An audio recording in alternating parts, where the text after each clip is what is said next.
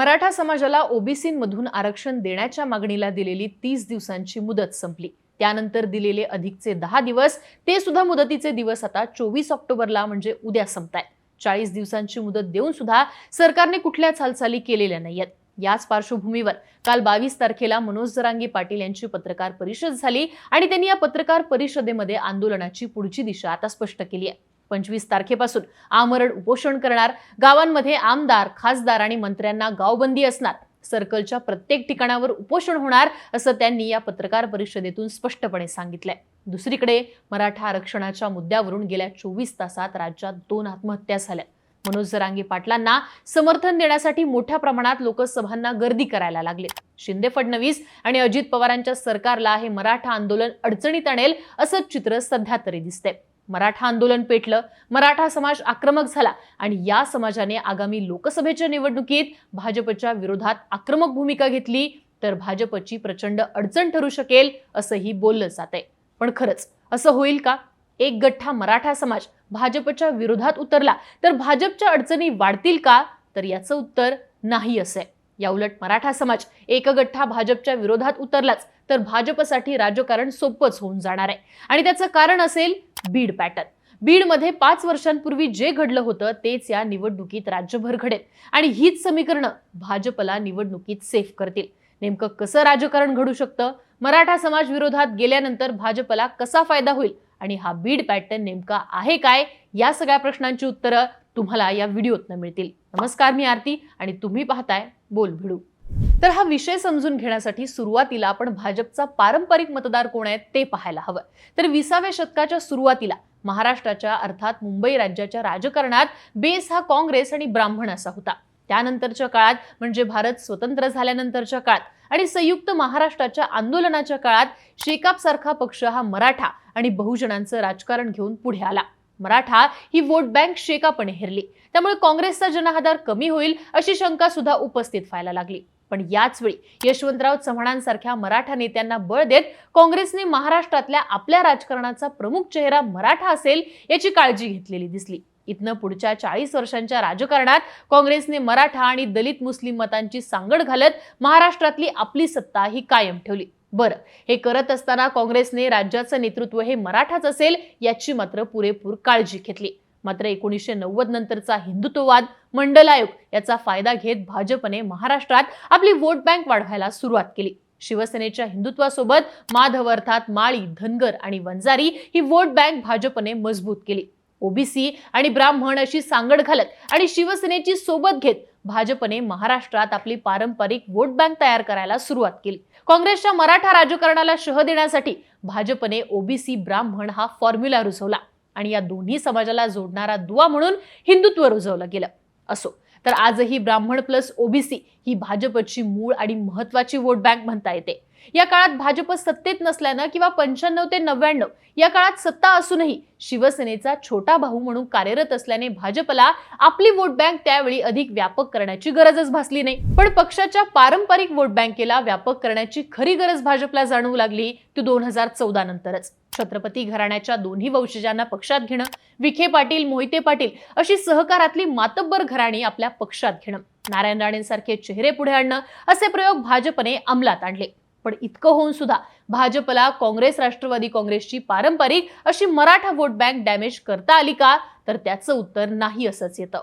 पण याचं कारण सुद्धा भाजप पक्षाच्या मूळ बांधणीतच आहे। भाजपने काँग्रेस विरोधाची स्पेस घेण्यासाठी मराठा राजकारण कधीच स्वीकारलं नाही। पर्यायाने आशिष शेलार, विनोद तावडे, एकनाथ खडसे, चंद्रकांत पाटील अशा पक्षातल्या मराठा चेहऱ्यांना सुद्धा मराठा म्हणून कधीच पुढे आणलं नाही। पण पक्षाची वोट बँक मोदींच्या करिश्म्यावर व्यापक करताना याच मराठा समूहाला हिंदुत्वाच्या प्रयोगाखाली एकत्र आणण्याचे प्रयत्न देखील करण्यात आले।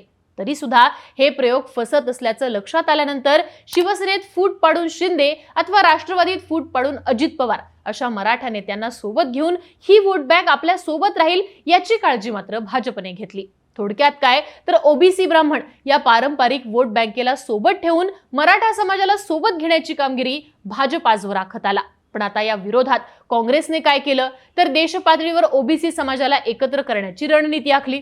अगदी राहुल गांधींनी शहरीकरणातल्या अलुतेदार, बलुतेदार या जाती हेरूनच गाठीभेटी सुरू केल्या। ते कधी गॅरेजवाल्यांना भेट देऊ लागले तर कधी कुली होऊन त्यांच्यामध्ये मिसळू लागले। नितीश कुमारांनी जाती आधारित जनगणना केली, अर्थात भाजपचा पारंपरिक वोट बँक समजला जाणारा ओबीसी समाज हा भाजपपासून दूर जायला लागला आणि तो दुसऱ्या पक्षांसोबत जोडला जाऊ लागला. इकडे राज्यात सुद्धा पक्षाची वोट बँक व्यापक करण्याच्या आणि मराठा नेत्यांना सामावून घेण्याच्या प्रयत्नात भाजपपासून ओबीसी समाज हा दुरावला जाऊ लागला. आता भाजपचं पारंपरिक मतदान ते मतदान व्यापक करण्यासाठी केलेले प्रयत्न आणि त्यातनं ओबीसी दुरावण्याची सुरू झालेली प्रक्रिया या गोष्टी आपण विस्ताराने पाहिल्या. आता महत्त्वाचा मुद्दा येतो तो म्हणजे मराठा आंदोलनाचा भाजपलाच कसा फायदा होतो. तर त्यासाठी आपल्याला पाहायला लागतो तो बीड पॅटर्न. 2019 साली बीड लोकसभेसाठी भाजपकडून प्रीतम मुंडे यांना उमेदवारी देण्यात आली. प्रीतम मुंडेंच्या विरोधात राष्ट्रवादी काँग्रेसने बजरंग सोनवणे या नवख्या व्यक्तीला खासदारकीचं तिकीट दिलं. निवडणुकीच्या शेवटच्या टप्प्यात ही निवडणूक पूर्णपणे जातीवरती गेली. मराठा विरुद्ध वंजारी हाच प्रचाराचा प्रमुख मुद्दा राहिला. काहीही करून यावेळी मराठा खासदार करायचाच या ईर्षेतनं संपूर्ण मराठा समाज बीडमध्ये एकवटला. अर्थात या राजकारणामुळे प्रीतम मुंडेंचा पराभव होईल असं बोललं गेलं, पण झालं उलटच. मराठा एकत्रित येत असल्याचं पाहून मोठ्या प्रमाणात वंजारी समाज आणि त्यासोबत इतर जातसमूह एकत्र आला आणि याचा फायदा प्रीतम मुंडेंना खासदार होण्यासाठी झाला. यालाच आपण बीड पॅटर्न म्हणू शकतो. आता हाच पॅटर्न जरांगे पाटलांच्या आंदोलनामुळे महाराष्ट्रात रिपीट होऊ शकतो. नेमका कसा, तर सुरुवातीला आपण पाहिलं भाजपला आपला मूळ ओबीसी मतदार टिकवायचा आहे, सोबत दलित समाज जोडून घ्यायचा आहे आणि यासोबतच व्यापक पातळीवर मराठा मतदान सुद्धा जोडून घ्यायचंय. बरं, हे कसं साध्य होतं, तर जरांगे पाटलांच्या मूळ मागणीमुळे. जरांगे पाटलांची मागणी आहे की सरसकट मराठा समाजाला कुणबी दाखले द्या. या मागणीच्या विरोधात ओबीसी एकवटतो, दुसरीकडे मराठा समाजाचा घटक असणारा कुणबी देखील एकवटतो. विदर्भातला जवळपास संपूर्ण मराठा समाज, जळगाव पासून ते नाशिक पट्ट्यातला मराठा समाज आणि कोकण आणि घाटमाथ्यावरचा मराठा समाज हा कुणबी आहे. अर्थात पूर्वापार कुणबी असणारा मराठा समाज देखील या मागणीच्या विरोधात जातो. दुसरीकडे दलित समाजाची भूमिका सुद्धा महत्वाची ठरते. वंचित आघाडीने मागच्या निवडणुकीत दलित आणि वंचित समूहाची मतं एकवटली तर काय परिणाम होऊ शकतो हे निवडणुकीतल्या मतदानावरून सप्रमाण दाखवून दिलं होतं. वंचित बहुजन आघाडीमुळे मागच्या लोकसभेला ही मतं किमान काँग्रेस राष्ट्रवादी काँग्रेसला जाणार नाहीत याची काळजी भाजपने घेतली. मात्र यावेळी ही मतं काँग्रेस, पवार गट आणि शिवसेनेच्या पारड्यात जाऊ शकतात. आता मराठा समाजाचं हे आक्रमक आंदोलन होतंय कुठं, तर मराठवाड्यात. नामांतर चळवळ असेल आणि त्यातनं निर्माण झालेला दलित मराठा संघर्ष असेल, हे मराठवाड्याचं मूळ राहिलेलं आहे. एका बाजूला आक्रमकपणे मराठा समाज एकवटू लागला तर दलित समाज देखील इन्सिक्युअर होतो आणि तो भाजप सोबत जाऊ शकतो. थोडक्यात जरांगे पाटलांच्या भूमिकेमुळे मराठा समाज एकवटत असला तरी त्यांच्या भूमिकेच्या विरोधात कुणबी, ओबीसी, दलित समाज एकत्र भूमिका घेऊ शकतात असं म्हणता येतं. थोडक्यात भाजपला या इतर समाजाच्या एकत्रित होण्याचा लाभ घेता येईल. फडणवीस यांचा ओबीसी व्यासपीठावरचा सक्रिय सहभाग देखील हेच राजकारण असल्याचं आपल्याला दाखवून देतं. आता मराठा एकत्र आहे, तो मोठा समूह आहे, हे कितीही मान्य केलं तरी अंतिमतः सायलेंट भूमिका घेणारे अनेक जातसमूह इथं डिसाइडिंग फॅक्टर ठरू शकतात. थोडक्यात मराठा आंदोलन चिघळलं ते वाढलं तरीही भाजपला आपला मूळ मतदार ओबीसी ब्राह्मण जोडून घेणं, सोबतच दलित आणि मराठा अंतर्गत असणारे कुणबी मराठा जोडून घेणं हे सोपं जातं. बाकी आगामी काळात होणाऱ्या निवडणुका या शिवसेना फोडली, राष्ट्रवादी फोडली आणि उद्धव ठाकरेंना सहानुभूती, शरद पवारांना सहानुभूती या फॅक्टर्सवरती होतील असं विश्लेषक सांगत होते. पण या राजकारणामुळे आगामी निवडणुका या कोणत्याही नेत्याच्या सहानुभूतीवरती होतील याची शक्यता संपुष्टात आली आहे. अर्थात काय, तर हा देखील भाजपचाच फायदा म्हणता येईल. बाकी तुम्हाला काय वाटतं, जरांगे पाटलांचं हे आंदोलन नेमकं कुणाच्या फायद्याचं ठरेल? तुमच्या प्रतिक्रिया कमेंट बॉक्समध्ये लिहून नक्की कळवा आणि अशाच माहितीपूर्ण व्हिडिओसाठी बोलबिडूच्या YouTube चॅनलला सबस्क्राईब करायला विसरू नका.